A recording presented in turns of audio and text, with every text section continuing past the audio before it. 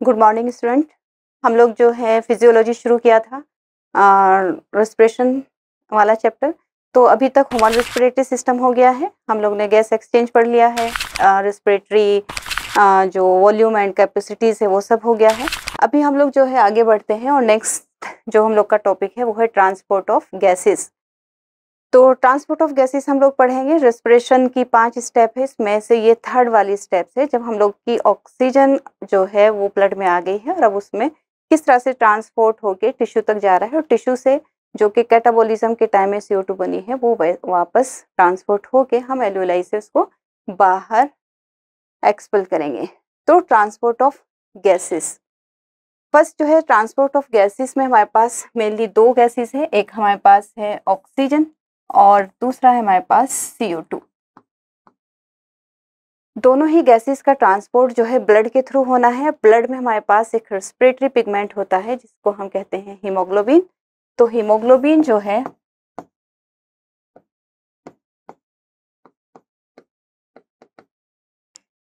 Haemoglobin respiratory pigment है, ये जो है ट्रांसपोर्ट करने में हेल्प करेगा, दोनों चीजें इससे बाइंड करेगी। तो इसकी जो एफिनिटी है अगर हम देखें तो इसकी एफिनिटी जो मोर है वो कार्बन मोनोऑक्साइड के साथ है। यानी कि हमारे ब्लड में तो ये 2 ही गैसेस हैं, बट कार्बन मोनोऑक्साइड के साथ ये जो है ज़्यादा एफिनिटी दिखाता है एज कम्पेयर टू CO2 और ऑक्सीजन। कार्बन मोनोऑक्साइड किसके पास ज़्यादा होती है? जो लोग स्मोकिंग करते हैं तो उनकी ब्लड में जो है कार्बन मोनोऑक्साइड का कंसंट्रेशन ज़्यादा होगा। टोबैको को जो च्यू करते हैं या स्मोकिंग करते हैं वहाँ कार्बन मोनोऑक्साइड। तब हमारा हीमोग्लोबिन जो है वो 200 से 300 टाइम्स मोर एफिनिटी दिखाता है towards the carbon monoxide as compare to CO2। यानी सबसे ज़्यादा हैप्पी जो है हीमोग्लोबिन वो कार्बन मोनोऑक्साइड के साथ होता है। उसके बाद सेकंड जो है इसकी जो फेवरेट है वो है CO2, यानी 20 times having more affinity towards the CO2 as compare to oxygen. Oxygen के साथ बाइंड करने में सबसे लेस एफिनिटी शो करता है। तो haemoglobin affinity towards gases, 3 gases है, एक है कार्बन मोनोऑक्साइड, फिर है CO2 और ऑक्सीजन। तो सबसे हाई एफिनिटी जो है वो कार्बन मोनोऑक्साइड के साथ है और सबसे कम जो है वो कार्बन मोनोऑक्साइड के साथ है। यहाँ पे हम लोग देखें तो CO2 से 200 to 300 टाइम्स मोर एफिनिटी है।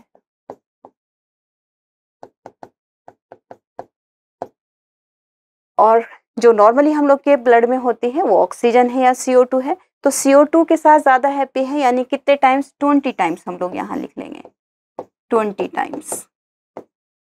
यानी कि अगर थोड़ा भी हम CO2 का प्रेशर ज़्यादा होता है तो फौरन हीमोग्लोबिन जो है ऑक्सीजन को छोड़ के CO2 के साथ बाइंड कर जाता है। दैट मीन्स हीमोग्लोबिन जो है रिवर्सिबली बाइंड करता है दोनों ही गैसेस के साथ। जैसे ही प्रेशर बहुत ज़्यादा अगर हम ऑक्सीजन का बढ़ा देंगे तो CO2 से डिसोसिएट हो जाएगा, ऑक्सीजन के साथ बाइंड कर जाएगा। लेकिन अगर थोड़ी सी भी CO2 बढ़ जाती है, थोड़ा सा भी चेंज आता है तो फौरन ऑक्सीजन को छोड़ के बाइंड करता है with CO2। Means 20 times more affinity towards CO2 as compared to oxygen and 200 to 300 times more affinity of hemoglobin towards carbon monoxide as compared to CO2। तो सबसे ज़्यादा कार्बन मोनोऑक्साइड के साथ, फिर CO2 के साथ, फिर ऑक्सीजन के साथ। अब ये बाइंड करते कैसे हैं? तो कार्बन मोनोऑक्साइड के साथ जब हीमोग्लोबिन बाइंड करता है तो यहाँ बनेगा carboxy haemoglobin. Carboxy haemoglobin.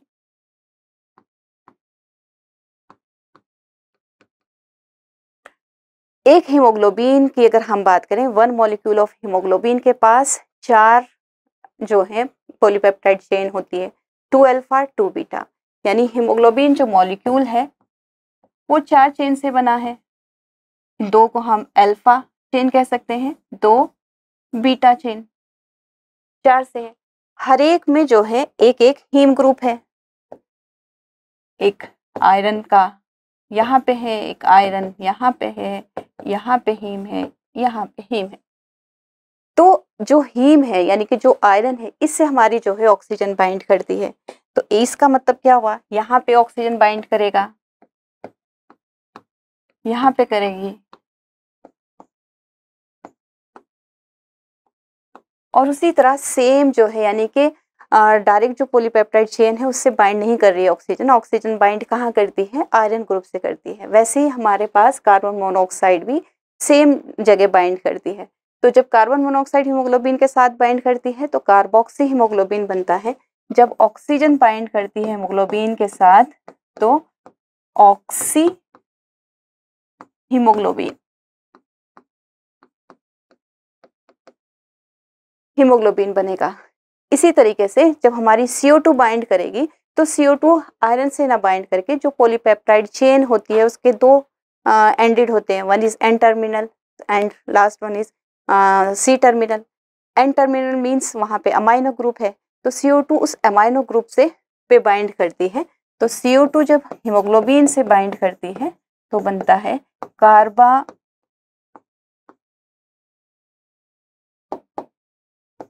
Amino haemoglobin. इस तरह से तीनों गैस इसके साथ बाइंड करके ट्रांसपोर्ट होती है। ब्लड में हमारे पास ऑक्सीजन है, CO2 है।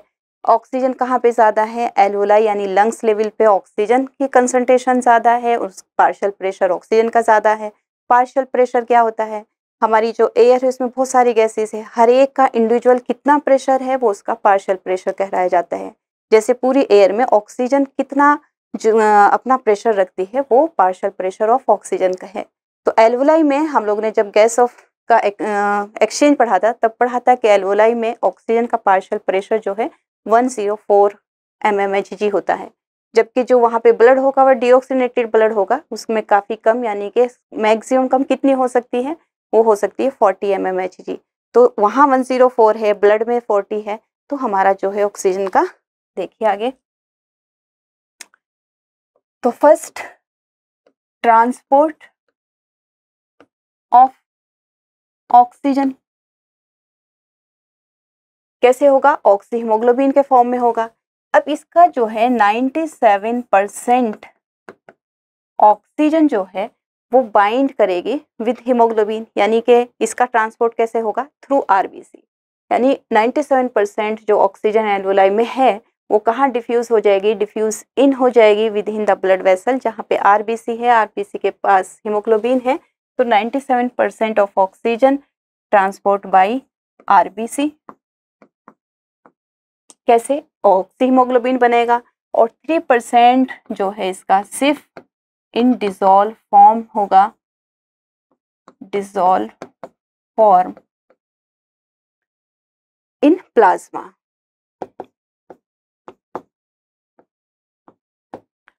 तो एल्वोलाई बनाते हैं,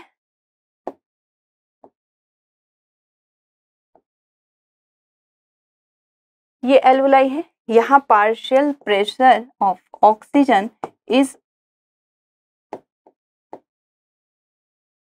ये 104 होता है, जबकि यहाँ पार्शियल प्रेशर ऑफ CO2 ये जो है सिर्फ 40 mmHg है। अब यहाँ पे जो है जो ब्लड आया है,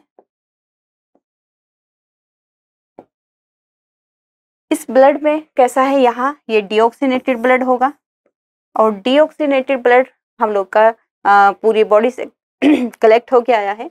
तो यहाँ पे इसका पार्शियल प्रेशर जो ऑक्सीजन का होगा वो काफ़ी कम यानी 40 mmHg है, जबकि पार्शियल प्रेशर ऑफ CO2 यहाँ पे हो जाएगा 45, क्योंकि ये ब्लड जो है टिश्यू से आया है, पूरी बॉडी से कलेक्ट होके आया है, तो यहाँ पे ज़्यादा है, यहाँ कम है। तो जो आरबीसी यहाँ पे है,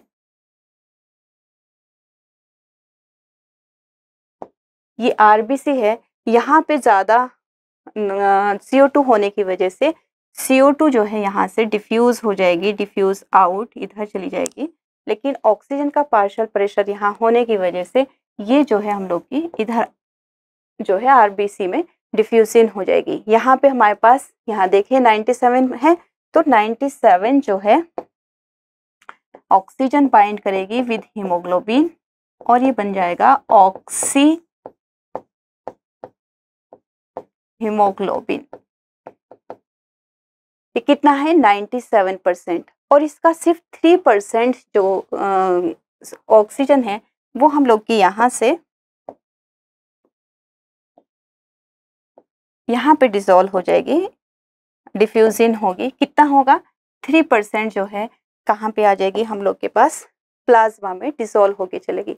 यानी कि मैक्सिमम जो पोर्शन है 97% वो हीमोग्लोबिन के साथ ट्रांसपोर्ट हो रहा है और सिर्फ 3% जो ऑक्सीजन है वो प्लाज्मा में डिसॉल्व होगी तब ट्रांसपोर्ट होगी। तो 3% oxygen dissolve in plasma.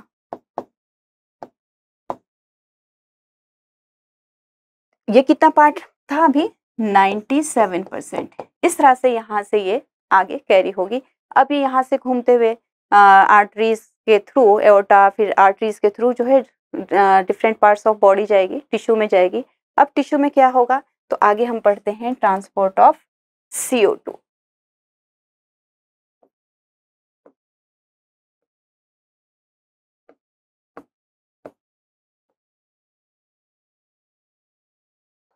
CO2 कहाँ पे बन रही है, टिश्यू के अंदर बन रही है, क्योंकि टिश्यू के अंदर जो है हमारी क्रेब्स साइकिल चल रही है, वहाँ खूब सारा जो है CO2 बन रहा है। वो CO2 वहाँ ज़्यादा होने की वजह से अब जब ये ऑक्सीनेटेड ब्लड जो है टिश्यू की तरफ जाएगा तो ऑक्सीजन का पार्शियल प्रेशर कम होने की वजह से और CO2 का पार्शियल प्रेशर वहाँ थोड़ा बढ़ जाएगा, यानी 45 हो जाएगा। इसलिए CO2 जो है वो टिश्यू से ब्लड में आ जाएगी और ऑक्सीजन ब्लड से टिश्यू में चली जाएगी। तो CO2 का ट्रांसपोर्ट अगर हम देखें तो ये 3 तरह से होगा। अभी ऑक्सीजन का हमने 2 तरह से देखा, लेकिन CO2 का 3 तरह से होगा। इसका 20 से 25% CO2 ट्रांसपोर्ट बाय RBC, यानी कि CO2 बाइंड करेगी हीमोग्लोबिन से कार्बामाइनो हीमोग्लोबिन के फॉर्म में जो है 20 से 25% या आप डायरेक्ट 23% कह सकते हैं, इतना ट्रांसपोर्ट होगा CO2 का थ्रू हीमोग्लोबिन या कह लीजिए RBC। इसका मैक्सिमम पार्ट जो है यानी कि 70% जो CO2 है वो एज ए बाइकार्बोनेट आयन जो है ट्रांसपोर्ट होगी, as a bicarbonate ion transport होगा। 70% of CO2 transport as bicarbonate ion. और इसका कुछ 7% पार्ट जो है, अब ये कैसे जाएगा, dissolve in plasma, dissolve in plasma. तो जहाँ CO2 का जो है 3 तरह से हम लोग देख रहे हैं, 20 से 25% अगर हम ये जोड़े 77 हो जाएगा, बाकी का बचेगा 23। तो या तो रेंज कह लीजिए 20 से 25% CO2 जो है हीमोग्लोबिन से बाइंड करेगी, किस फॉर्म में करेगी, कार्बामाइनो हीमोग्लोबिन के फॉर्म में ट्रांसपोर्ट हो जाएगी। मैक्सिमम पार्ट जो है CO2 का वो एज ए बाइकार्बोनेट आयन जो है ट्रांसपोर्ट होता है और सिर्फ 7%, लेकिन फिर भी ऑक्सीजन से ज़्यादा सॉल्युबिलिटी है। पिछले लेक्चर में पढ़ा था कि CO2 is 20 to 25 times more soluble than the oxygen. तो 7% डिसॉल्व इन प्लाज्मा। अब देखिए नेक्स्ट, देखिए अब हम लोग का जो ऑक्सीजनेटेड ब्लड है वो यहाँ से आ रहा है, या कलर चेंज कर लेते हैं।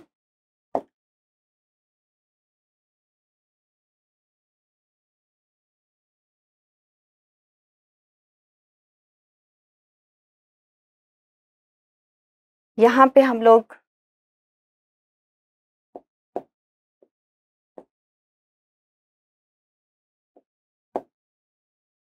ये है टिश्यू,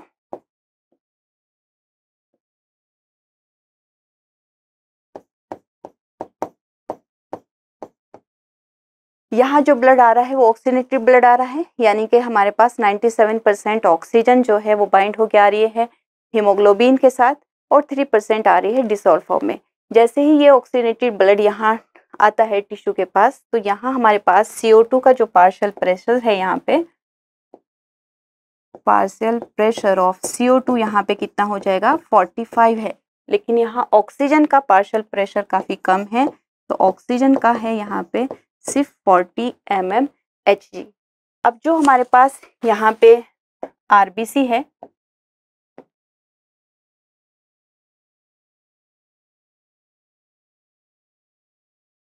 कैसी आरबीसी होती है, बाइकन्वेव। तो थोड़ा सा कोशिश की गई कि बाइकन्वेव करें। जो ऑक्सीजन यहाँ पे आ रही है या जो प्रेशर है अगर हम यहाँ लिखें तो हम लोग ने यहाँ पे क्या देखा था, ऑक्सीजन का पार्शियल प्रेशर यहाँ पे आते आते 95 हो जाता है, यानी एल्वुलाई में भी 104 लिखा है, लेकिन यहाँ आर्टरीज में आते आते ये 95 हो गया है। और CO2 का प्रेशर वैसे ही अभी 40 है। अब ये जब यहाँ पे आया तो कैसे आ रही है, यहाँ पे हमारे पास ऑक्सीजन हीमोग्लोबिन के साथ in the form of oxy haemoglobin आई है।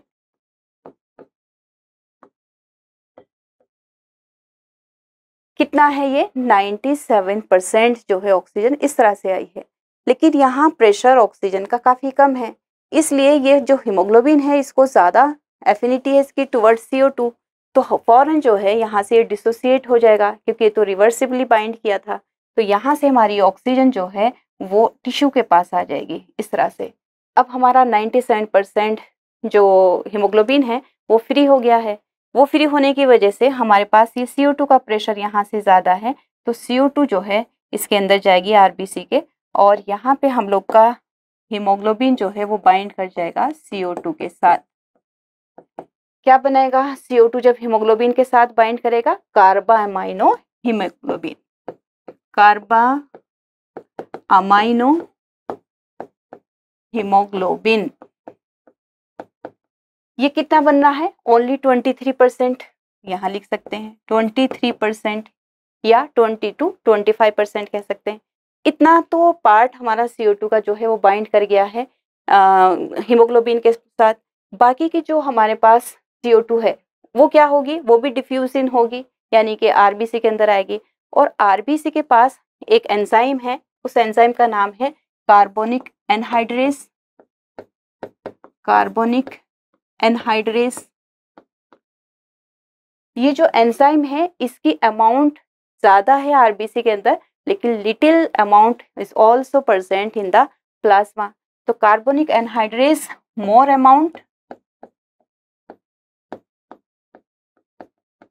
इन RBC but little present in plasma also, in plasma also। ये जो एंजाइम है ये फास्टेस्ट एंजाइम कहलाया जाता है, फास्टेस्ट एंजाइम, यानी कि बहुत ही अगर ये प्रेजेंट होता है तो बहुत तेज हमारी रिएक्शन चलती है। बायोमोलिक्यूल्स वाले चैप्टर में हम लोग ने इसके बारे में पढ़ा था कि जब ये प्रेजेंट होता है तो 1 सेकंड के अंदर 6 लाख मॉलिक्यूल्स जो है कार्बोनिक एसिड के बन जाते हैं, और अगर ये एब्सेंट हो तो सिर्फ 200 मॉलिक्यूल इन 1 मिनट बन रहा है। तो इसकी परसेंटेज, ये कार्बोनिक एनहाइड्रेस प्रेजेंट होने की वजह से जैसे CO2 हमारा आरबीसी के अंदर जाता है तो CO2 रिएक्ट करता है विद वाटर, और इस कार्बोनिक एनहाइड्रेस की प्रेजेंस में क्या बनाता है, H2CO3 यानी कि कार्बोनिक एसिड। और ये किसकी प्रेजेंस में है, इस एंजाइम यानी कि कार्बोनिक एनहाइड्रेस जो कि प्रेजेंट है ज्यादा अमाउंट में आरबीसी के अंदर। यहाँ पे आरबीसी के अंदर ये CO2 जब वाटर में डिसॉल्व होती है तो बनता है कार्बोनिक एसिड, और अगेन इसी एंजाइम की प्रेजेंस में अब हमारा ये जो कार्बोनिक एसिड है ये टूट जाएगा H ion plus bicarbonate ion. यहाँ पे जो बाइकार्बोनेट आयन बना है, हम लोग ने भी पीछे स्लाइड में क्या पढ़ा कि 70% जो CO2 है वो ट्रांसपोर्ट होती है एज ए बाइकार्बोनेट आयन। तो ये तो हमारा 23% बाइंड किया है, लेकिन ये कितना बाइंड कर गया है, यहाँ पे हो गया है हमारा 70% CO2 बाइंड कर गया है और क्या बना दिया है, बाइकार्बोनेट आयन।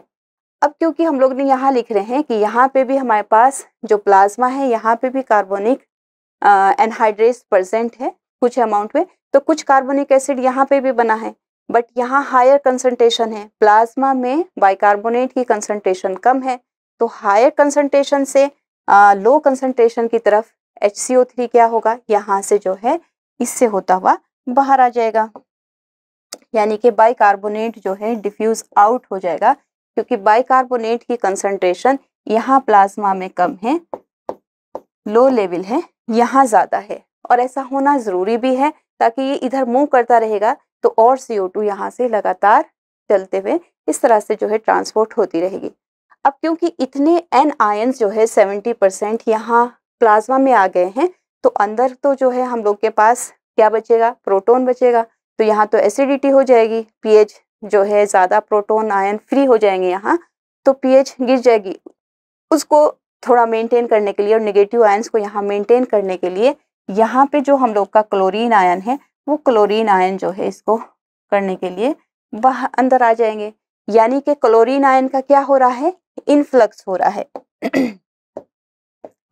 इनफ्लक्स। लेकिन बाइकार्बोनेट आयन का क्या हो रहा है, इफ्लक्स हो रहा है। और ये जो क्लोरीन की का इनफ्लक्स है, इसको मेंटेन करने के लिए, क्योंकि बाइकार्बोनेट आयन जो है वो प्लाज्मा में आ गए हैं आरबीसी से, इसका इनफ्लक्स और इसका इफ्लक्स, इसको कहलाया जाता है, इसको कहते हैं हम लोग क्लोराइड शिफ्ट। क्लोराइड शिफ्ट या फिर Hamburger effect. Hamburger's effect, chloride shift और हैम्बर्गर्स इफेक्ट। अब जो यहाँ पे हमारे पास जो प्रोटॉन बचे हुए हैं, तो ये प्रॉब्लम क्रिएट करेंगे। इसको मतलब pH को गिरने से बचाने के लिए, इनकी प्रॉब्लम क्रिएट करने से पहले हम लोग के पास काफ़ी हीमोग्लोबिन बचा हुआ है, क्योंकि 97% था, जिसमें से जो है सिर्फ 23% ही जो है बाइंड किया है CO2 के साथ। तो बाकी का जो हीमोग्लोबिन है वो हीमोग्लोबिन बाइंड कर जाएगा with this proton. Haemoglobin bind करेगा दिस प्रोटॉन के साथ, और अब क्या बन जाएगा, प्रोटोनो या प्रोटो हीमोग्लोबिन बना लेगा।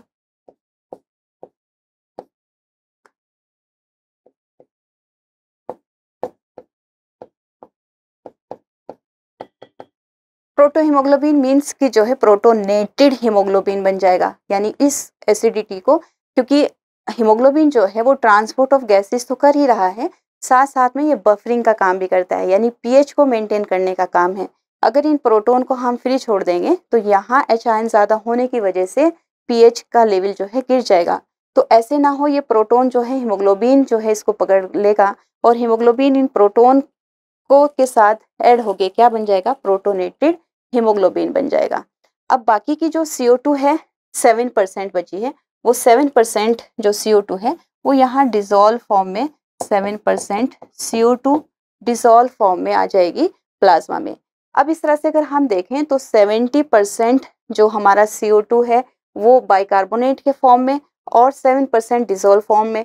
तो इस तरह से टोटल मिला के हम कह सकते हैं कि थ्रू प्लाज्मा जो है 77% CO2 जो है वो सिर्फ प्लाज्मा के थ्रू ट्रांसपोर्ट हो रही है, और ओनली 20 से 25% ऑफ CO2 जो है वो ट्रांसपोर्ट हो रही है थ्रू आरबीसी यानी हीमोग्लोबिन के साथ।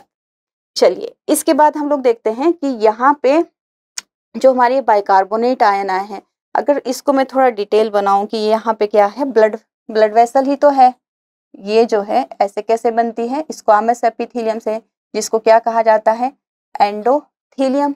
तो सेल के अंदर पोटेशियम आयन ज़्यादा होते हैं, और इसके बाहर यानी कि यहाँ प्लाज्मा में ये तो एक्स्ट्रा सेलुलर है, तो यहाँ पे क्या होगा, ज़्यादा सोडियम आयन। अब सोडियम आयन जो है जो यहाँ प्रेजेंट है वो किसके साथ रिएक्ट करेंगे, sodium ion plus H, sodium ion plus HCO3। जो बाइकार्बोनेट आयन यहाँ पे बने हैं ये सोडियम के साथ रिएक्ट करके क्या बना देंगे, सोडियम बाइकार्बोनेट HCO3। इस तरह से ज़्यादा है, जबकि एक्स्ट्रा सेलुलर मैट्रिक्स में हमेशा पोटेशियम आयंस कम होते हैं, वो सेल के अंदर ज़्यादा है तो पोटेशियम कम होंगे, बट कुछ थोड़ा बहुत जो है और क्या बन जाएगा, पोटेशियम बाइकार्बोनेट। यानी कि ये जो है इसके कंपैरिजन में ज़्यादा है। तो ज़्यादा बाइकार्बोनेट आयन जो है वो सॉल्ट बनाते हैं with sodium as compare to potassium. क्योंकि एक्स्ट्रा सेलुलर मैट्रिक्स है हमारा प्लाज्मा, वहाँ सोडियम की कंसंट्रेशन ज़्यादा है देन द पोटेशियम आयन। तो एक तो हम लोग ने पढ़ा कि हमारे पास जो यहाँ पे ऑक्सीनेटेड ब्लड आया था टिश्यू में, और क्योंकि टिश्यू में कैटाबॉलिज्म चल रहा है, CO2 ज़्यादा बन रही है, तो यहाँ पे जैसे ही हम आएंगे और CO2 की कंसंट्रेशन ज़्यादा होने की वजह से CO2 जो है डिफ्यूज़ इन हो जाएगी ब्लड में, और ऑक्सीजन जो है डिफ्यूज़ आउट हो जाएगी टिश्यू में। तो 97% जो हीमोग्लोबिन आ रहा था, वो सारी ऑक्सीजन जो है कहाँ आ जाएगी, उसमें से मैक्सिमम ऑक्सीजन जो है रिलीज होकर टिश्यू में आ जाएगी। और जो हमारा CO2 है उसका 23% या 20 से 25% CO2 बाइंड करेगी हीमोग्लोबिन के साथ एज ए कार्बा अमाइनो हीमोग्लोबिन। फिर जो 70% CO2 है वो जैसे ही आरबीसी में आएगी तो कार्बोनिक एनहाइड्रेज एंजाइम की प्रेजेंस में वाटर में डिसॉल्व होके कार्बोनिक एसिड बनाएगी। कार्बोनिक एसिड जो है फिर से सेम एंजाइम की प्रेजेंस में प्रोटॉन प्लस यानी कि H ion plus bicarbonate ion में टूट जाएगा। अब सेम एंजाइम हमारे यहाँ प्लाज्मा में भी है, तो सेम रिएक्शन यहाँ पे भी चल रही है, यहाँ पे भी बाइकार्बोनेट आयंस बन रहे हैं, लेकिन उनकी कंसंट्रेशन काफी कम है। इधर हायर कंसंट्रेशन है, इधर लो कंसंट्रेशन है, तो डिफ्यूज हो जाएगा, यानी कि बाइकार्बोनेट आयन का इफ्लक्स हो जाएगा फ्रॉम आरबीसी टू प्लाज्मा। और इसको मेंटेन करने के लिए नेगेटिव आयन को क्लोरीन जो है, जो कि एक्स्ट्रा सेलुलर मैट्रिक्स यानी प्लाज्मा में प्रेजेंट था, ये जो है इन्फ्लक्स हो जाएगा विद इन द आरबीसी। इस तरह से नेगेटिव आयन जो है वो बैलेंस हो जाएंगे। लेकिन ये जो बैलेंस होना है इसी को हम बोलेंगे क्लोराइड शिफ्ट या फिर हैम्बर्गर्स इफेक्ट। अब जो बाइकार्बोनेट आयन यहाँ पे है, ये मैक्सिमम किसके साथ सॉल्ट बनाएंगे, सोडियम के साथ, लेकिन थोड़ा बहुत सॉल्ट जो है वो पोटेशियम आयन के साथ ही बनेगा। बाकी का 7% CO2 जो है वो कैसे आएगा आगे, हम लोग का डिसॉल्व हो गए चलेगा प्लाज्मा में। तो इस तरह से प्लाज्मा के थ्रू ही 70% यहाँ बाइकार्बोनेट के फॉर्म में, 7% जो है वो डिसॉल्व फॉर्म में, यानी टोटल प्लाज्मा जो है वो 77% CO2 को ट्रांसपोर्ट कर रहा है, और थोड़ा सा अमाउंट 23% CO2 जो है वो हीमोग्लोबिन के साथ जा रहा है कार्बा अमाइनो हीमोग्लोबिन के फॉर्म में। बाकी का जो हीमोग्लोबिन है वो इन प्रोटॉन को पकड़ता है और प्रोटोनेटेड हीमोग्लोबिन बन जाता है, यानी कि जो हीमोग्लोबिन है वो as a respiratory pigment transport of gases तो कर ही रहा है, लेकिन साथ साथ में वो और बफरिंग का काम भी कर रहा है और पीएच को कंट्रोल रखता है। हम लोग की ब्लड की जो पीएच होती है वो कितनी होती है, ऑक्सीनेटेड ब्लड की जो पीएच है वो होती है 7.4, और डीऑक्सीनेटेड ब्लड की जो पीएच होती है वो होती है थोड़ी सी कम है, 7.34, है ना। ऑक्सीनेटेड ब्लड की ज्यादा है 7.4, थोड़ी सी कम होती है डीऑक्सीनेटेड ब्लड के लिए 7.34। ऐसा इसलिए है क्योंकि CO2 जो है डीऑक्सीनेटेड ब्लड में CO2 ज्यादा है, और CO2 का नेचर जो है वो कैसा होता है, थोड़ा एसिडिक है। ओके, एक चीज यहाँ और ये भी है कि जो आरबीसी मेम्ब्रेन है, यहाँ लिख देती हूँ, आरबीसी मेम्ब्रेन इसको कहा जाता है डोनन मेम्ब्रेन, डोनन मेम्ब्रेन, जो कि अलाउड करती है, सिर्फ निगेटिव आयन को परमिट करती है, यानी कि निगेटिव आयन ही इससे बाहर आ रहे हैं, निगेटिव आयन ही जो है इससे अंदर जा रहे हैं। जब कोई मेम्ब्रेन सिर्फ निगेटिव आयन को परमिट करती है अपने थ्रू जाने के लिए, ट्रांसपोर्ट होने के लिए, तो ऐसी मेम्ब्रेन को डोनन मेम्ब्रेन कहते हैं। Donnan membrane permit only negative ions, जैसे क्लोरीन और बाइकार्बोनेट आयन।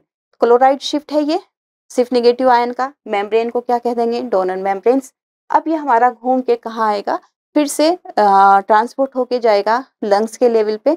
अब लंग्स के लेवल पे किस तरह से CO2 जो है वो रिलीज आउट होगी, यानी कि एल्वुलाई में जाएगी, वो देख लेते हैं। तो नेक्स्ट हम लोग यहाँ बनाएंगे एक ये आरबीसी है, और यहाँ से हम लोग का ब्लड ऐसे घूमता हुआ, अच्छा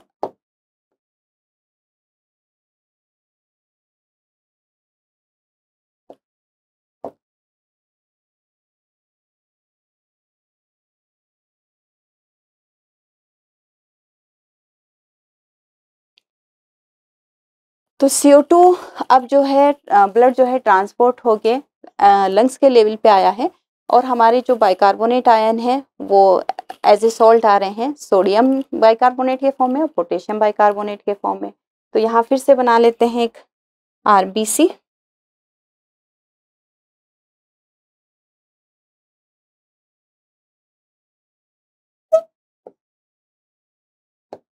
ये लंग्स के लेवल पे आ गया है।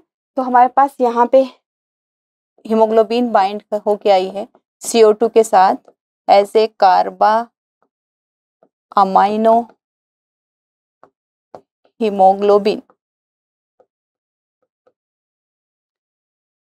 ये यहाँ पे आई है, लेकिन यहाँ प्रेशर जो है CO2 का कैसा है, कम है। यहाँ पे जो आ रहा है पार्शियल प्रेशर ऑफ CO2 वो अभी कितना है, 45 है। यहाँ पे पार्शियल प्रेशर CO2 का कितना है, 40 है, लेकिन पार्शियल प्रेशर ऑफ ऑक्सीजन यहाँ पे 104 है। तो यहाँ पे प्रेशर ज़्यादा होने की वजह से, यहाँ कम होने की वजह से ये जो CO2 है ये कैसे बाहर जो है रिलीज हो जाएगी, यानी कि डिफ्यूज आउट हो जाएगी from blood into the alveoli. अब जैसे ये बाहर जाता है वैसे ही हमारे पास कुछ और हीमोग्लोबिन है और वो हीमोग्लोबिन किसके साथ बाइंड करके आई है, प्रोटोनेटेड हीमोग्लोबिन के फॉर्म में आई है। लेकिन यहाँ ऑक्सीजन का प्रेशर ज़्यादा है तो ऑक्सीजन यहाँ से जो है अंदर आ रही है। जैसे ही ऑक्सीजन का प्रेशर हम लोग बहुत ज़्यादा बढ़ा देंगे तो हमारा हीमोग्लोबिन इसको सेपरेट कर देगा, इससे डिसोसिएट हो जाएगा। प्रोटॉन आयन हमारे यहाँ पे जो है वो फ्री हो जाएंगे। जैसे ही प्रोटॉन यहाँ फ्री हो जाएंगे, इनको फ्री छोड़ नहीं सकते हैं क्योंकि ये फिर से प्रॉब्लम क्रिएट करेंगे। तो जो हमारा बाइकार्बोनेट आयन यहाँ आ रहा था वो क्या करेगा कि अब जो बाइकार्बोनेट आयन है HCO3 वो क्या कर जाएंगे, यहाँ से एंटर कर जाएंगे, यानी कि अब इनका क्या हो रहा है, इनफ्लक्स हो रहा है। इनफ्लक्स होने की वजह से ये इसके साथ बाइंड करेंगे बाइकार्बोनेट आयन के साथ और बन जाएगा H2CO3।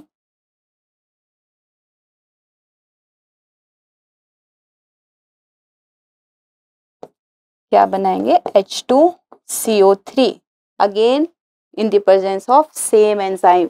H2CO3 फिर से जो है किस में टूट जाएगा, H2O प्लस CO2। अब ये CO2 भी यहाँ से रिलीज हो जाएगी बाहर। तो जो आयन आए थे यहाँ पे उनका इनफ्लक्स हो रहा है, अब यहाँ पे इनफ्लक्स हो गया इनका और ये इनफ्लक्स होके प्रोटॉन को पकड़ लिया इन्होंने। और अब कौन से एंजाइम की प्रेजेंस में, कार्बोनिक एनहाइड्रेज की प्रेजेंस में अगेन जो है रिवर्स हो जाएगी, जो कि टिश्यू लेवल पे हुई थी वहां पे जो है उल्टा हुआ था, यहाँ पे अभी H2CO3 बन गया है। और अब H2CO3 again in the presence of same enzyme water और CO2 में आ जाएगा। CO2 यहाँ से 70% CO2 जो है यहाँ से रिलीज होके वो एल्वोलाई में चली जाएगी। और इस तरह से हम लोग का अब क्योंकि ये इनफ्लक्स हुआ है तो इसको फिर से मेंटेन करने के लिए ऑक्सीजन यहाँ से क्लोरीन का यहाँ से क्या हो जाएगा,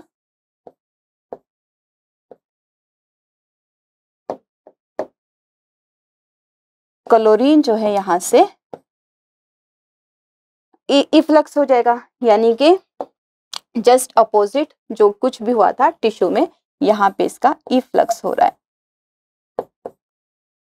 वहां पे इनफ्लक्स हुआ था क्लोरीन का, यहाँ पे इफ्लक्स हो रहा है। वहां पे इफ्लक्स हुआ था बाइकार्बोनेट आयन का, यहाँ इनफ्लक्स हुआ है। तो ये क्लोराइड शिफ्ट से रिवर्स हो गया है। तो यहाँ पे इसको कहेंगे हम reverse chloride shift, reverse chloride shift. और अब यहाँ पे हम लोग के पास जो बाकी का डिसॉल्व फॉर्म में भी जो CO2 आ रही थी 7%, वो भी जो है बाहर जो है रिलीज हो जाएगी। और यहाँ पे अब हम लोग का अगेन जो ऑक्सीजन है वो कुछ ऑक्सीजन यहाँ पे जो है हमारी ऑक्सीजन बाइंड कर जाएगी हीमोग्लोबिन के साथ, कुछ मतलब 97% जो क्या बन जाएगा, ऑक्सी हीमोग्लोबिन। और 3% जो ऑक्सीजन है वो यहाँ डिसॉल्व फॉर्म में आ जाएगी। इस तरह से जो है ये हम लोग का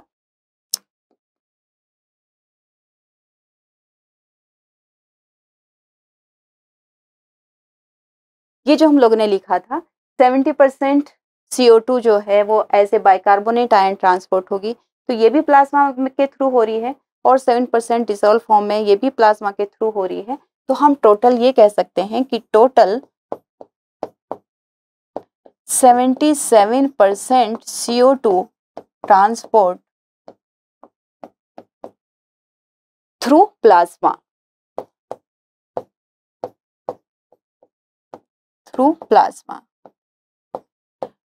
यानी क्वेश्चन पे ध्यान देना है। क्वेश्चन में अगर पूछ रहा है कि प्लाज्मा में डिसॉल्व होके कितना आ रहा है तो 7% है, बाइकार्बोनेट के फॉर्म में कितना आ रहा है तो 70% है।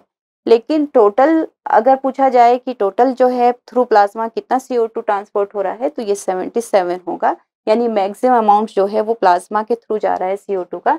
ओनली 20 to 25% CO2 जो है वो ट्रांसपोर्ट हो रही है थ्रू हीमोग्लोबिन। इसका जस्ट अपोजिट एक तरीके से क्या है, हमारा ऑक्सीजन है। ओके, यहाँ से देख लेते हैं, एक बार रिवाइज करते हैं फिर आगे बढ़ते हैं। ट्रांसपोर्ट ऑफ गैसेस में हमें मेनली ट्रांसपोर्ट पढ़ना है ऑक्सीजन का और CO2 का। हीमोग्लोबिन जो है वो एफिनिटी दिखाता है ज़्यादा कार्बन मोनोऑक्साइड के साथ, उससे कम CO2 के साथ, सबसे कम ऑक्सीजन के साथ। कार्बन मोनोऑक्साइड उन लोगों के ब्लड में ज़्यादा होती है जो स्मोकिंग करते हैं। अब जो है ऑक्सीजन का ट्रांसपोर्ट किस तरह से बाइंड करती हैं, तो जो कार्बन मोनोऑक्साइड है और ऑक्सीजन जो है वो दोनों ही इस तरह से बाइंड करती है, यानी कि 1 molecule of haemoglobin carry 4 molecule of oxygen, यानी कि 1 molecule of haemoglobin carry 4 molecule of oxygen. तो क्या बनाएगा, अगर कार्बन मोनोऑक्साइड के साथ ऐड होता है तो कार्बोक्सी हीमोग्लोबिन, हीमोग्लोबिन अगर बाइंड करता है विद ऑक्सीजन तो ऑक्सी हीमोग्लोबिन, और CO2 के साथ जब बाइंड करता है तो CO2 जो है पॉलीपेप्टाइड चेन के एन टर्मिनल यानी अमाइनो ग्रुप से बाइंड करती है तो कार्बा अमाइनो हीमोग्लोबिन बनेगा। अब जो है ट्रांसपोर्ट नेक्स्ट, यानी ट्रांसपोर्ट ऑफ ऑक्सीजन, जिसमें 97% ऑक्सीजन जो है वो थ्रू RBC जा रही है with bind with the haemoglobin, और 3% जो है वो डिसॉल्व फॉर्म में जा रही है प्लाज्मा के। इस तरह से यहाँ पे प्रेशर एल्वोलाई में ज़्यादा होता है ऑक्सीजन का 104 है, और काफ़ी कम है ब्लड के अंदर 40 है, इससे कम तो और होगा भी नहीं। और इधर जो है CO2 का कंसंट्रेशन कम है, यहाँ ज़्यादा है, तो ऑक्सीजन का 97% इधर आ गया, 3% यहाँ आ गया। CO2 की बात करें, CO2 की बात करें तो 20 से 25% विद RBC, और इतना 77% जो है ये इसके साथ जा रहा है। यहाँ हम लोग ने पढ़ा कि टिश्यू लेवल पे जब हमारा ब्लड आ रहा है तो यहाँ पे करेब्ट साइकिल चलने की वजह से बहुत सारी CO2 रिलीज हो रही है टिश्यू में यानी सेल्स में। तो जैसे ही हमारी ऑक्सी हीमोग्लोबिन पहुँचता है टिश्यू के पास, तो ये फौरन जो है हीमोग्लोबिन CO2 को देख के उसके साथ ज़्यादा एफिनिटी है, तो यहाँ से ऑक्सीजन जो है रिलीज कर दी जाती है, ये डिफ्यूज इन हो जाएगी टिश्यू में, और यहाँ से हमारी जो CO2 है वो RBC के अंदर आएगी। 23% CO2 हीमोग्लोबिन के साथ, 70% बाइकार्बोनेट के साथ, 7% CO2 प्लाज्मा में डिसॉल्व होकर चलती है। कार्बोनिक एनहाइड्रेज जो एक एंजाइम है, बायोमोलिक्यूल वाले चैप्टर में पढ़ते हैं, फास्टेस्ट एंजाइम होता है, इसकी ज़्यादा अमाउंट जो है वो RBC में है और एक लिटिल सा अमाउंट इसका जो है प्लाज्मा में है।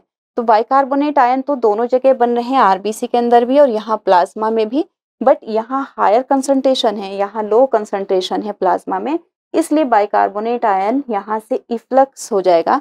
इसको मेंटेन करने के लिए क्लोरीन आयन जो है इनफ्लक्स हो जाएंगे, और ये इनफ्लक्स इफ्लक्स जो है इसको कहते हैं क्लोराइड शिफ्ट या फिर हैम्बर्गर्स इफेक्ट।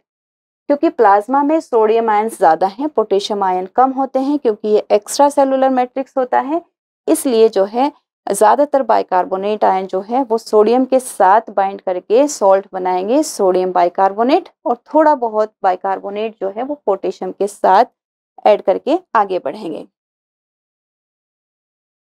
नेक्स्ट है कि किस तरह से अब ये ब्लड हम लोग के पास आ जाएगा लंग्स के लेवल पे। यहाँ पे जो कुछ टिश्यू में हुआ उसका कुछ अपोजिट हो रहा है। यहाँ हायर कंसंट्रेशन ऑक्सीजन की होने की वजह से हीमोग्लोबिन को डिसोसिएट होना पड़ेगा, किससे, CO2 से। तो हमारा हीमोग्लोबिन डिसोसिएट होके बाइंड कर जाएगा ऑक्सीजन के साथ, ऑक्सी हीमोग्लोबिन बना लेगा। जो हीमोग्लोबिन प्रोटोनेटेड था वो H आयन को रिलीज कर देगा। H आयन प्रॉब्लम ना क्रिएट करें, इसलिए जो बाइकार्बोनेट आयन थे वो अंदर आ जाएंगे, उनका इन्फ्लक्स हो जाएगा। इन्फ्लक्स होते ही CO2 बन जाएगी, किसकी प्रेजेंस में, कार्बोनिक एनहाइड्रेस, और ये CO2 भी रिलीज हो जाएगी। बाइकार्बोनेट क्योंकि इन्फ्लक्स हुए हैं, मेंटेन करने के लिए क्लोरीन आयन जो है इफ्लक्स हो जाएगा, और इसी को कहेंगे रिवर्स क्लोराइड शिफ्ट। इस तरह से हमारा ट्रांसपोर्ट ऑफ गैसेस हो जाएगा।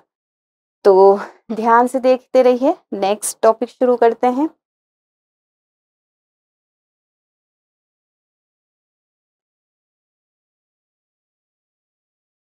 तो नेक्स्ट टॉपिक पढ़ते हैं, oxygen dissociation curve.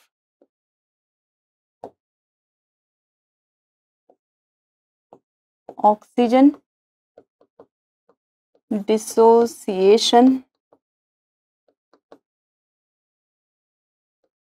Curve.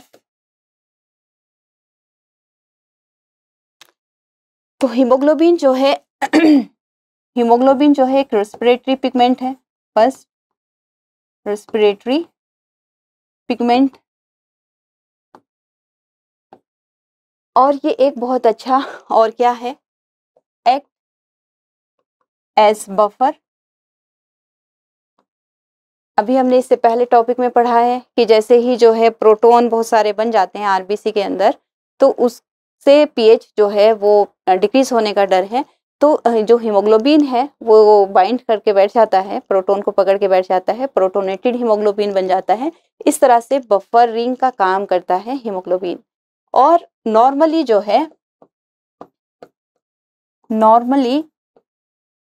12 to 16 gram haemoglobin जो है 12 to 16 ग्राम हीमोग्लोबिन पर 100 ml ब्लड होता है।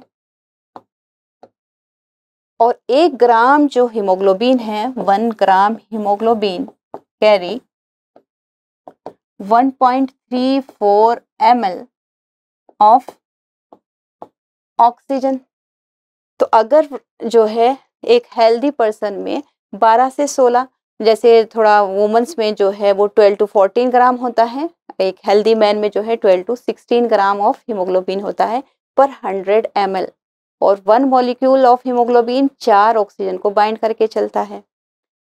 फिर 1 ग्राम कैरी करेगा 1.34 ml ऑफ ऑक्सीजन। अब अगर हम 15 ग्राम की बात करें तो 15 ग्राम जो हीमोग्लोबिन है, यहाँ पे भी हीमोग्लोबिन लिख लें, 15 ग्राम हीमोग्लोबिन जो है वो कैरी करेगा 15 into 1.34, that means 20 ml oxygen, 20 ml oxygen पर 100 ml। तो हमारा जो हीमोग्लोबिन है वो ज़्यादा एफिनिटी दिखाता है टुवर्ड्स CO2, इसलिए ऑक्सीजन के साथ बाइंड करेगा वो सिर्फ तभी जब उसका प्रेशर बहुत ज़्यादा डिफरेंस हो, बहुत ज़्यादा बढ़ा दिया जाए। जैसे हम लोगों ने देखा कि एल्वुलाई में 104 है जो पार्शियल प्रेशर है, और ब्लड में कितना है, सिर्फ 40 mmHg है। तो इतना ज़्यादा डिफरेंस होने की वजह से ऑक्सीजन जो है वो डिफ्यूजिन होती है।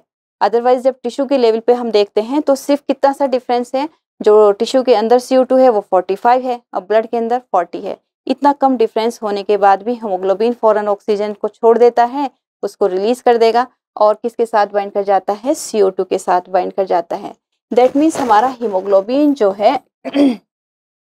वो ऑक्सीजन के साथ बाइंड करने में उसको बहुत ही ज़्यादा दुश्वारी है एक तरीके से, पहला मॉलिक्यूल, लेकिन ये फैसिलिटेट करता है, यानी कि एक ऑक्सीजन का मॉलिक्यूल बाइंड कर गया तो दूसरा, तीसरा और चौथा मॉलिक्यूल भी बाइंड कर जाएगा। यानी अगर हम फुल्ली सैचुरेटेड हीमोग्लोबिन की बात करें तो 4 ऑक्सीजन यानी कि 1 मॉलिक्यूल ऑफ हीमोग्लोबिन बाइंड करता है 4 ऑक्सीजन के साथ। तो ये क्या है, फुल्ली सैचुरेटेड है, फुल्ली सैचुरेटेड हीमोग्लोबिन है। लेकिन अगर ये जो है फुल्ली सैचुरेटेड का मतलब 100%, अगर हम इसको 3 कहें कि जो है 3 मॉलिक्यूल ऑफ ऑक्सीजन के साथ बाइंड कर रहे हैं, तो अब हमारा हीमोग्लोबिन सिर्फ 75% सैचुरेटेड हीमोग्लोबिन होगा, सैचुरेटेड हीमोग्लोबिन। यानी कि फुल्ली सैचुरेशन ऑफ हीमोग्लोबिन का मतलब है कि 1 मॉलिक्यूल ऑफ हीमोग्लोबिन जो है वो 4 मॉलिक्यूल ऑफ ऑक्सीजन के साथ बाइंड किया है। तो अब देख लीजिए, अगर हम 3 मॉलिक्यूल ऑफ ऑक्सीजन के साथ बाइंड कर रहा है हीमोग्लोबिन, दैट मीन्स वो फुल्ली सैचुरेटेड नहीं है, सिर्फ 75% हीमोग्लोबिन ही सैचुरेट है हीमोग्लोबिन के साथ, ऑक्सीजन के साथ।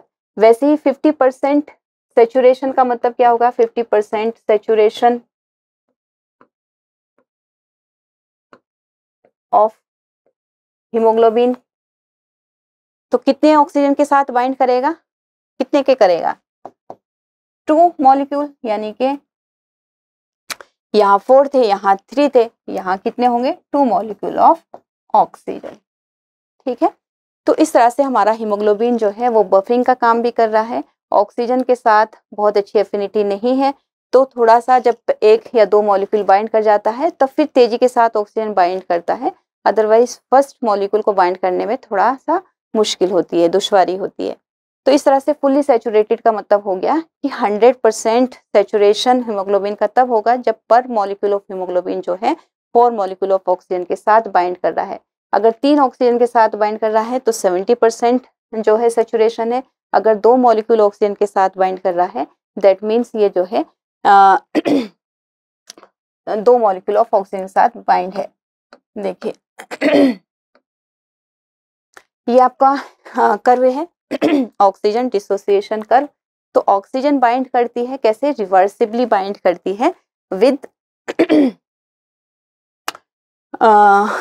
गैसेस। यानी कि जब वो लंग्स के लेवल पे होती है तो हीमोग्लोबिन ऑक्सीजन का प्रेशर ज्यादा होने की वजह से ऑक्सीजन के साथ बाइंड कर लेती है, लेकिन जैसे ही टिश्यू लेवल पे आती है तो रिवर्सिबली बाइंड होने की वजह से ऑक्सीजन को रिलीज कर देती है और रिवर्सिबली CO2 के साथ बाइंड कर जाती है।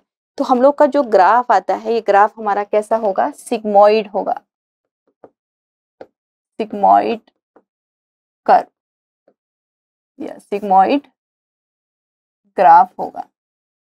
जब भी सिग्मोइड ग्राफ होता है तो हम इसको कहेंगे 3 फेज होती है इसमें। ये वाली फेज हमारी जो है, जो शुरुआत है काफी हल्के हल्के, वही मतलब कि हीमोग्लोबिन ऑक्सीजन के साथ बहुत ही धीरे धीरे बाइंड करेगा। लेकिन जैसे ही 2 मॉलिक्यूल हुए तो फास्टली आगे बढ़ेगा और फिर क्या हो जाएगा, स्टेशनरी हो जाएगा। यानी 3 फेजेस है इसको, लैग फेज, फिर लॉग फेज, फिर स्टेशनरी फेज। किसी भी सिग्मोइड ग्राफ की ये 3 फेजेस होती है। अभी जो हम लोग यहाँ देख रहे हैं तो ये कैसे हम लोग ने होगा, पार्शियल प्रेशर ऑफ ऑक्सीजन का ले लिया, यानी कि प्रेशर ऑक्सीजन का कितना है, और यहाँ हम लोग ले रहे हैं percentage saturation of haemoglobin with oxygen. तो यहाँ देखिए 100% तो नहीं होता है, क्योंकि 3% तो हम लोग का डिसॉल्व होके ऑक्सीजन जो प्लाज्मा में जा रहा है, तो 97% है एक तरीके से, बट यहाँ 100 दिखाते हैं, ठीक है। तो 100% हमारा ऑक्सीजन, हमारा हीमोग्लोबिन जब सैचुरेटेड है विद ऑक्सीजन, उस वक्त पे पार्शियल प्रेशर कितना होता है, तब हम लोग का कितना है, यहाँ पे देखो तकरीबन 100। यानी हम लोग देखते हैं कि एल्वोलाई पे जब लंग्स लेवल पे जाता है तो वहाँ 104 प्रेशर है और वहाँ हमारा हीमोग्लोबिन पूरी तरीके से सैचुरेट हो जाता है। तो ये हो गया। अब यहाँ अगर हम जो है ये मान के चलें कि 100 का मतलब यहाँ पे 4 ऑक्सीजन के साथ बाइंड किया है। अगर हम कहें कि यहाँ पे सिर्फ 3 ऑक्सीजन के साथ बाइंड किया है तो कितना परसेंटेज होगी, 75 होगी। यहाँ मान लें, और तब पार्शियल प्रेशर कितना होगा, 40 होगा। कितने पे, 75 पे। 75 पे प्रेशर कितना हो जा रहा है, तो यहाँ पे हम लोग का जो है 3 मॉलिक्यूल ऑफ ऑक्सीजन जो है वो बाइंड किए हुए है ना। तो कितना हम लोग का है, यहाँ से 100 था और यहाँ में डिफरेंस कितना हो गया है, एक कम हो गया है, यानी कि 75%। तो जो 25% यानी 20 ml जो ऑक्सीजन कैरी करता है, उसमें से 5 ml उसने किसको रिलीज कर दी है, टिश्यू लेवल को रिलीज कर दी है। तो ये क्या है यहाँ पे ये जो है लंग्स लेवल है, लंग लेवल, और यहाँ पे जो है हम लोग का ये अब क्या आ गया है, टिश्यू के लेवल पे है। तो टिश्यू के लेवल पे आते ही हमारा हीमोग्लोबिन जो है 5 ml ऑक्सीजन जो है वो रिलीज कर देता है, टिश्यू को दे देता है, और बाकी का 75% अभी भी हीमोग्लोबिन के साथ बाइंड है, यानी 3 मॉलिक्यूल ऑक्सीजन के अभी भी हीमोग्लोबिन के साथ बाइंड है। ये नॉर्मल फिजियोलॉजिकल कंडीशन पे है, यानी जब हम आराम से बैठे हैं, कोई एक्सरसाइज नहीं है, तो हमारा जो ब्लड है जो 4 ऑक्सीजन मॉलिक्यूल को लेके आ रहा है पर हीमोग्लोबिन, वो उसमें से 1 ऑक्सीजन रिलीज कर देता है, यानी 75% सैचुरेटेड रहता है, 25% जो है वो अनसैचुरेटेड होके 5 ml ऑक्सीजन जो है 5 ml ऑक्सीजन जो है वो टिश्यू को रिलीज कर देगा, टिश्यू को दे देगा। अब अगर हम और देखें, यानी कि 50%, ये 100 है तो 50% यहाँ होगा, ये जो 50% है यहाँ देखें तो 50% ये है, तो 50% पे सैचुरेशन कितने पे आ रहा है यहाँ पे, तकरीबन 28, यानी कि यहाँ पे कितना रिलीज कर दिया, 2 मॉलिक्यूल ऑक्सीजन के रिलीज कर दिए, है ना। यहाँ 3O2 था तो यहाँ पे 2 मॉलिक्यूल ऑफ ऑक्सीजन के बाइंड है और 2 मॉलिक्यूल उसने फ्री कर दिया है, यानी कि 10 ml ऑक्सीजन रिलीज कर दी है। जब हम थोड़ी सी एक्सरसाइज या कुछ ऐसी एक्टिविटी में आते हैं तो हमारा हीमोग्लोबिन ज्यादा ऑक्सीजन रिलीज करता है टिश्यू को, उस वक्त पार्शियल प्रेशर कितना होगा, 28 या फिर 25 to 30 बोल सकते हैं, इतने पार्शियल प्रेशर पे। ये जो हमारी अब जो ये वैल्यू है इसको हम क्या कहेंगे, P50 वैल्यूज कहते हैं, P50 वैल्यू। ये P50 value is the partial pressure of oxygen. वो पार्शियल प्रेशर ऑफ ऑक्सीजन है यहाँ कितना है, 28, जिसपे हमारा जो हीमोग्लोबिन है वो 50% ही सैचुरेट रहता है। तो P50 value is the partial pressure of oxygen at which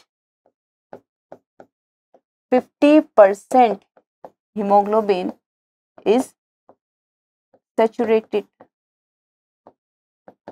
और ये प्रेशर कितना है, ये प्रेशर है हमारा 28। अब ये जो हम लोग देख रहे हैं ये ग्राफ, इसमें हम 2 चीजें पढ़ते हैं, राइट शिफ्ट और लेफ्ट शिफ्ट।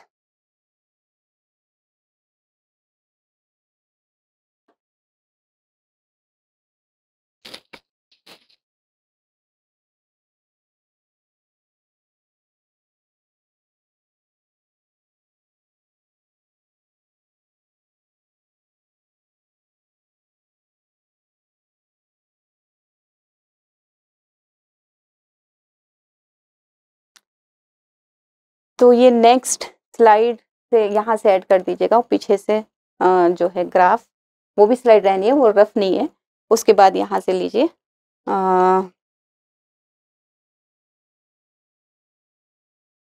देखिए, तो अब जो हम लोग का ये ग्राफ है इसको हम 2 तरह से पढ़ते हैं कि कब ये ग्राफ जो है वो राइट शिफ्ट होगा, यानी कि ऑक्सीजन डिसोसिएशन कर्व जो है वो जब हम टिश्यू लेवल पे जाते हैं तो ये राइट शिफ्ट होगा, जब हम लोग जो है लंग्स लेवल पे जाएंगे तो इसको लेफ्ट शिफ्ट होना चाहिए। बहुत ही इजी है इसको याद रखना, यानी कि राइट और लेफ्ट। तो कब राइट है कब लेफ्ट है, देखिए राइट RIGHT हम लोग याद कर रख सकते हैं कि हमारा जो ग्राफ है वो राइट शिफ्ट कब होगा, T से टिश्यू, जब टिश्यू में होगा, H से higher concentration of H ion होगी, क्योंकि हम लोग के टिश्यू के टाइम में क्या हो रहा है, वहां पे बाइकार्बोनेट आयंस बन रहे हैं, खूब सारा प्रोटॉन बन रहा है। तो जब राइट शिफ्ट होगा, राइट शिफ्ट ऑफ ये जो सिग्मोइड कर्व है, राइट शिफ्ट ऑफ ग्राफ, इसके लिए क्या क्या कंडीशन होनी चाहिए, यानी कि ये टिश्यू लेवल पे है, RIGHT, T से टिश्यू, H से प्रोटॉन की कंसंट्रेशन हायर है। तो देखिए कैसे है, राइट शिफ्ट ऑफ ग्राफ कब होगा, at tissue level, at tissue level. यहाँ पे कंसंट्रेशन क्या होगी, टिश्यू लेवल पे जो पार्शियल प्रेशर ऑक्सीजन का होगा वो कम होगा, वहां पार्शियल प्रेशर ऑक्सीजन का कम है टिश्यू के लेवल पे, लेकिन पार्शियल प्रेशर CO2 का यहाँ पे हाई होगा, ज्यादा H आयन कंसंट्रेशन बनेगी, तो H आयन कंसंट्रेशन ज्यादा होगी तब, या फिर हम कह लें कि जब pH कम होगी, हालांकि पीएच को मेंटेन कर लेते हैं, लेकिन एच आयन अगर कंसंट्रेशन ज़्यादा है तो पीएच एसिडिक हो जाएगी। तो ये सब चीज़ें हैं। एक आप लोग का यहाँ पे और क्या हम पढ़ सकते हैं, टी से हम टेम्परेचर भी पढ़ सकते हैं। जब टेम्परेचर का लेवल जो है या टेम्परेचर जो है ज़्यादा होगा, तो टेम्परेचर भी कहाँ पे ज़्यादा होता है, टिश्यू लेवल पे ज़्यादा होता है। तो राइट शिफ्ट ऑफ ग्राफ जो है वो टिश्यू लेवल पे होगा। वहाँ की कंडीशन क्या क्या होगी, वहाँ प्रेशर, ऑक्सीजन का पार्शियल प्रेशर कम होगा, CO2 का पार्शियल प्रेशर यहाँ ज़्यादा रहेगा, क्योंकि एच आयन बहुत सारे बन रहे हैं। तो यहाँ पे एच आयन की कंसंट्रेशन ज़्यादा होगी, पीएच एसिडिक हो जाएगी, टेम्परेचर ज़्यादा होगा। और एक जब हम ग्लाइकोलिसिस पढ़ते हैं तो हमारा जो है PgAl बनता है, यानी कि ग्लूकोज फ्रुक्टोज 1,6-बिस फॉस्फेट जब टूटता है तो PgAl और DHAP बनता है। अब वहाँ पे प्रोटोन होके BPG बनता है, फॉस्फोग्लिसरिक एसिड, उसकी कंसंट्रेशन बढ़ने से भी हमारा राइट शिफ्ट होगा। तो ये सारी कंसंट्रेशन जब बढ़ इस तरह से है तो हमारा ग्राफ जो है वो शिफ्ट कर जाएगा, यानी कि इस तरह से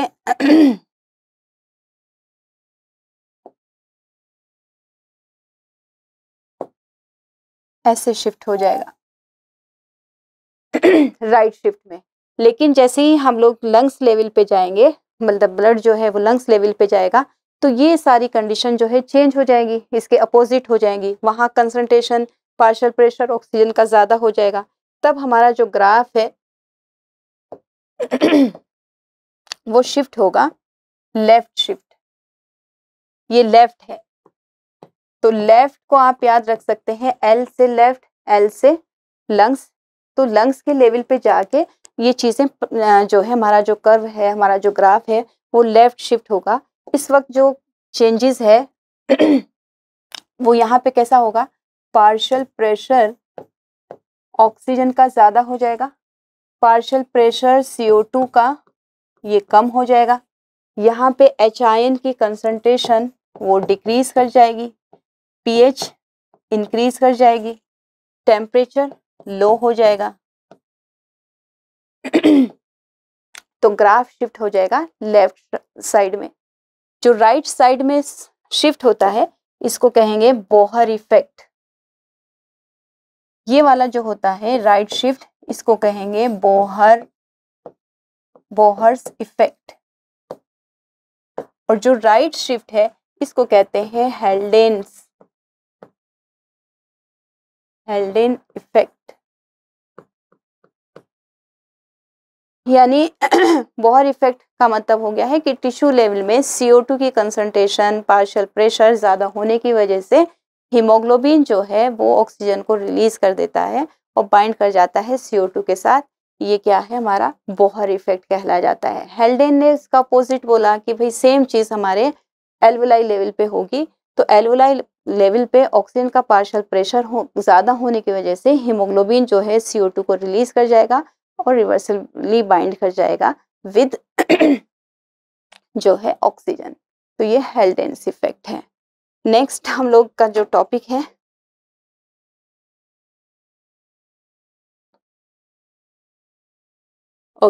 रेस्पिरेटरी ये है। इससे पहले हम लोग थोड़ा सा रेगुलेशन ऑफ ब्रीथिंग पढ़ लेते हैं।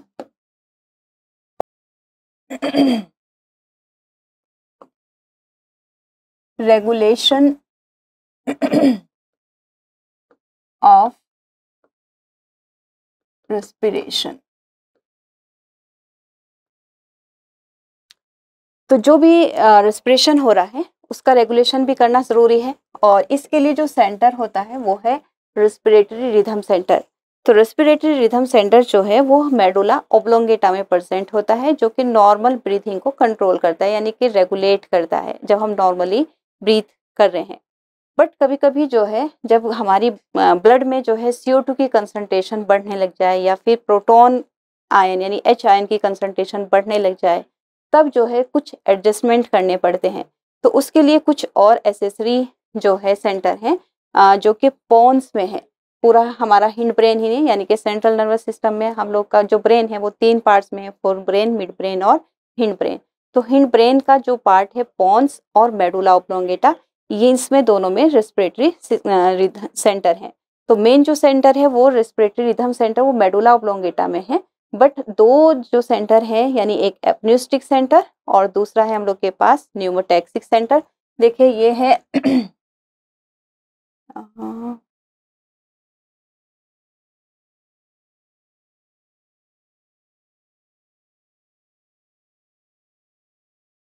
तो हमारे पास यहाँ पे एक ये होगा, ये है रेस्पिरेटरी रिदम सेंटर,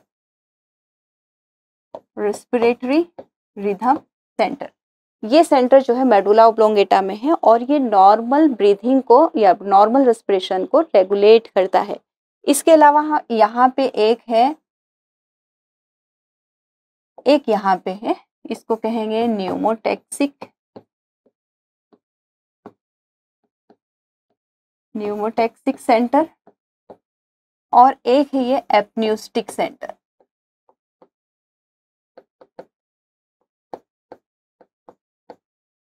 तो normal breathing control, normal respiration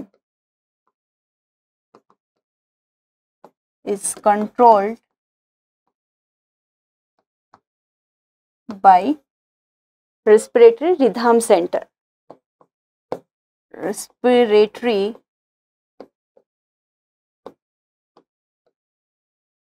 rhythm center, ये सेंटर कहाँ प्रेजेंट होगा? मेडुला ऑब्लोंगेटा में present in medulla oblongata.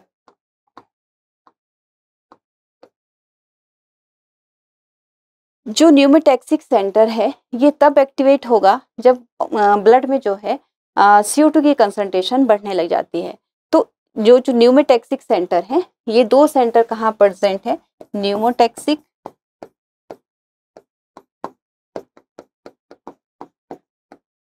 Centre, ये क्या है? इनहिबिटरी होता है, inhibit the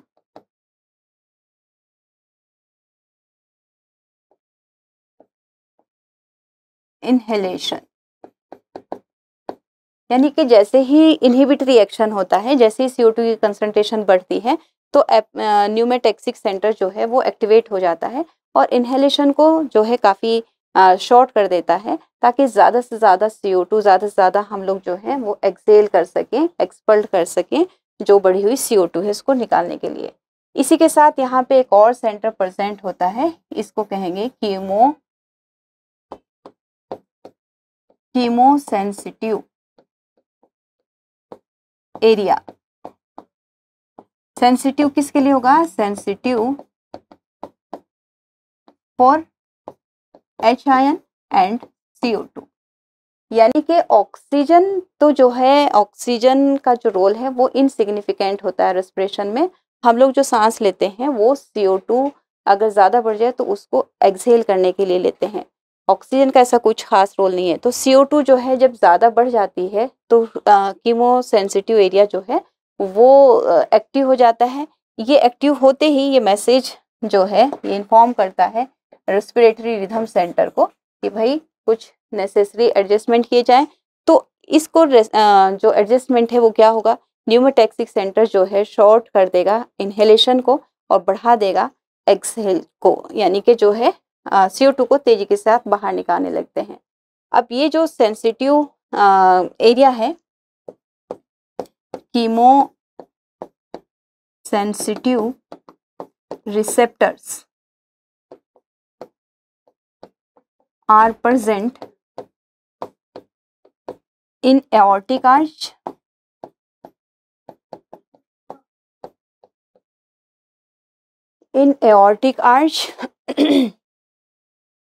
and carotid artery।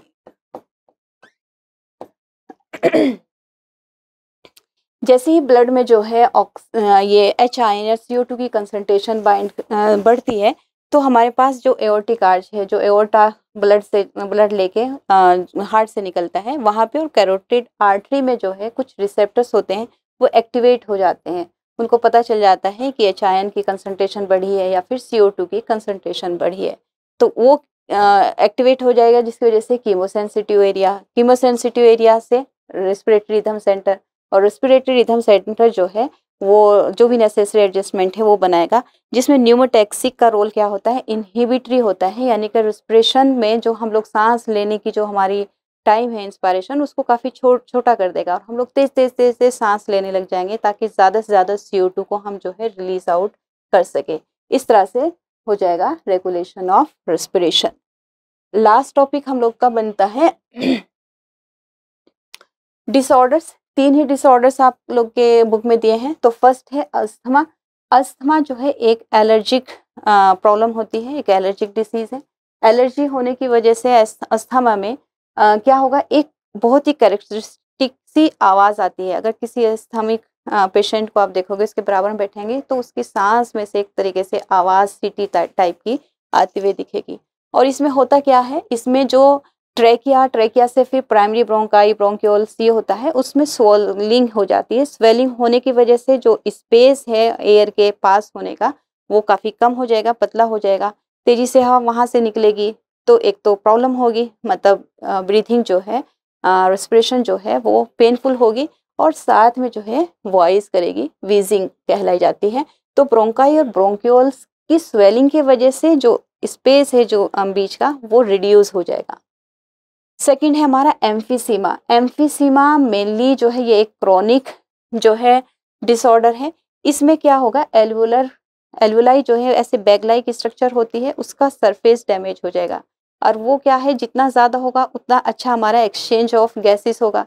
अब वो एरिया अगर डैमेज हो गया तो एरिया कम होगा, गैस का एक्सचेंज होना है तो वो सही से नहीं हो पाएगा, जितना एक्सचेंज होना चाहिए उतना अच्छे से नहीं हो पाएगा, तो इससे प्रॉब्लम होगी, यानी कि रेस्पिरेटरी सरफेस एरिया हमारा रिड्यूस हो जाएगा।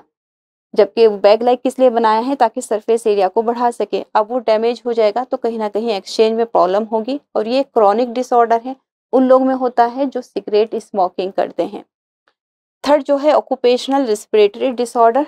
सिंपली ये जो है हर ऐसे लोगों की प्रॉब्लम है जो लोग इस तरह की जगहों पे काम करते हैं जहाँ डस्ट पार्टिकल्स ज़्यादा होते हैं।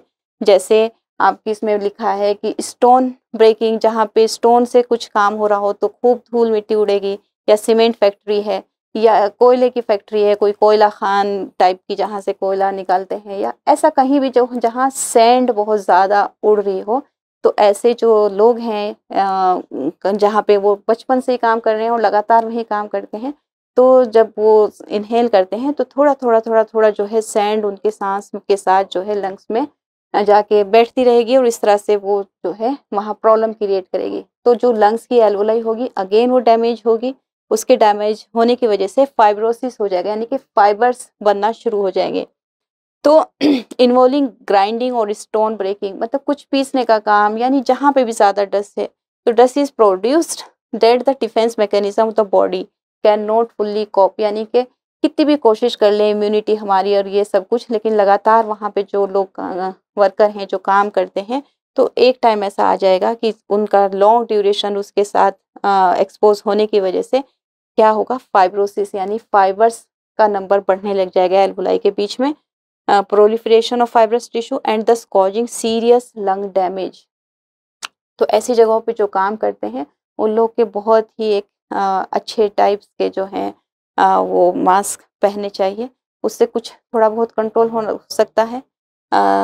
तो ये तो प्रॉब्लम उनकी है। 3 ही डिसीज दी है, अस्थमा, एम्फीसीमा और ऑक्यूपेशनल रेस्पिरेटरी डिसऑर्डर। इस तरह से हम लोग का ये चैप्टर जो है breathing and exchange of gases जो है कंप्लीट हुआ। फिजियोलॉजी का फर्स्ट चैप्टर था।